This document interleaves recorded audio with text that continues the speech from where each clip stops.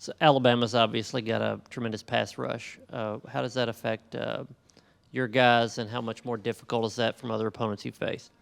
Well, in the SEC, every week is a challenge. Everybody has a guy up front or in the front seven that's always going to be, really good. For us, it's really more about just making sure that our eyes are in the right place from the running back position. Always having that responsibility of understanding who our assignment is. That's where everything starts from. With everything for us. Up front is always going to be about making sure they're set to the right people, make sure they understand the protections as they come in and out of the game. We'll always do what we do. That's never going to change. But for the most part, making sure our footwork, eyes are always in the right place is going to be consistent for us. Coach, how hard is it for a running back to pick up a blitzing cornerback? Just depends on the scheme of the protection that week. Sometimes you have a situation where your eyes start already into the boundary, where usually that's where they bring those corners, pressures. A lot of times you have to scan all the way backside. So a lot of times from a running back position, you can't be too anxious to get out because you got to make sure that no backside responsibility is coming. There could be a safety, there could be a corner, just depending on the formation that you end up getting. But for the most part, it's something that as you see it on film, you really in tune those guys throughout the week. So some weeks we get a team that is high corner pressures or low corner pressures, so you can be a little bit more, have a more sense of an urgency to get out sometimes. But this week, you got to be ready for everything with these guys. And what impressed you most about Jabari Small against LSU? Just the way, one, that he finished the game. That's one thing from last year to this year that we talked to Jabari about, was making sure you understand to take care of your body and be able to finish those football games. The second thing, the patience that he ran the ball with. He was extremely patient on making sure he turned some of those plays that normally would go for 1, maybe 0 yards at times to maybe +4 or +5 yards. And that comes from staying on his track, making sure you understood how to stay tight inside the hip with whoever those pullers were. And that's one thing he's been growing at this whole entire season. We're a vertical run team. We want to try to make sure we're always ahead of the chains, having plus yardage, and he did a really good job of making some of those 0-yard gains 3 or 4-yard gains. Austin and Brent. Joe, when you look at the offensive line last week, it seemed like they got a different push in the running game with that different lineup combination. What did you guys like about that? And then to kind of go back to Jimmy's question about pass protection for freshmen, it seems like it's always something they struggle with. Is that simply because if you're a really good running back in high school, you're just not doing a whole lot of pass protection because they're giving you the ball so much and you just haven't done it? Yeah. So to answer your first question, we love it. We love to line up those guys getting pushed up front. You see one of the touchdowns that Jabari had down there inside the 5-yard line. The entire offensive line feet were all in the end zone, and that just shows it makes it a lot easier for us as a runner because by the time you go 2 or 3 steps, you're already basically have scored. And in those short yardage situations as well. Those short yardage situations, we were able to push the pile, we were able to move people, get movement, distortion, whatever you want to call it. We were able to create some kind of movement where grass was created for the runner. So that's always good.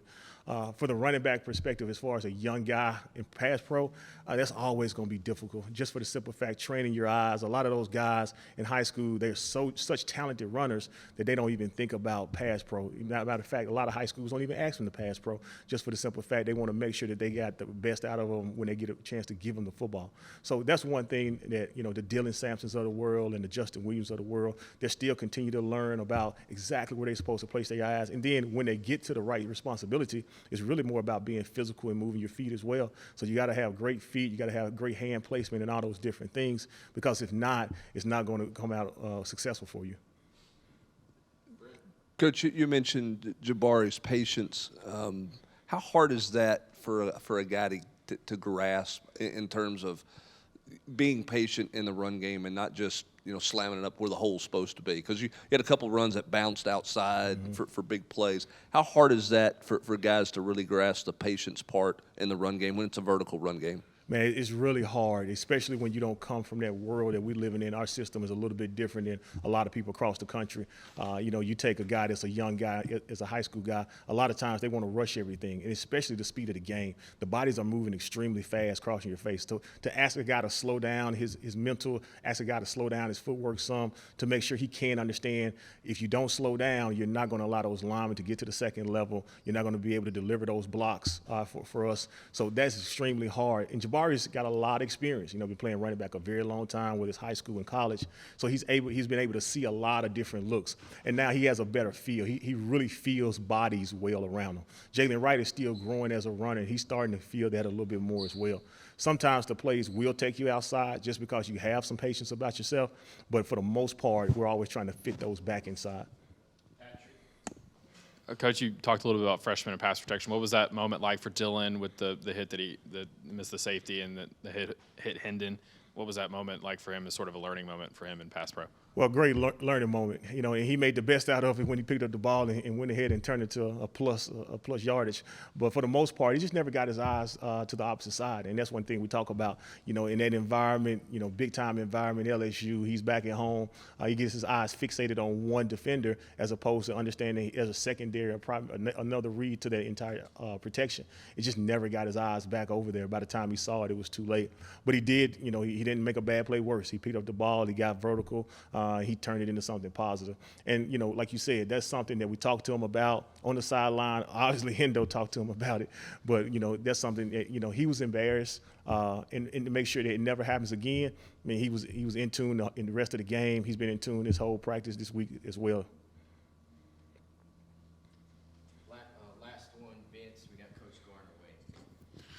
How much is the variety that you guys have shown in the run game help your running backs, like you had McCoy and Squirrel and Fant, get some of those handoffs and short little tosses? How much does that help your guys after that? Oh, it helps a ton. Anytime you can present eye candy or different ball carriers to a defense, it always kind of keeps you off balance. That doesn't mean just the person standing back there next to the quarterback is always going to carry the ball. So it always presents a different picture for those guys.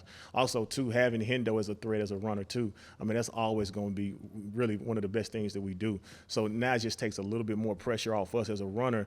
Those guys don't fit the box as fast. Those safeties can't be as aggressive because, you got Hendo back there who can run or throw it, especially on the play action pass. So, that's always going to be good for us if we can try to, distribute the ball to different people.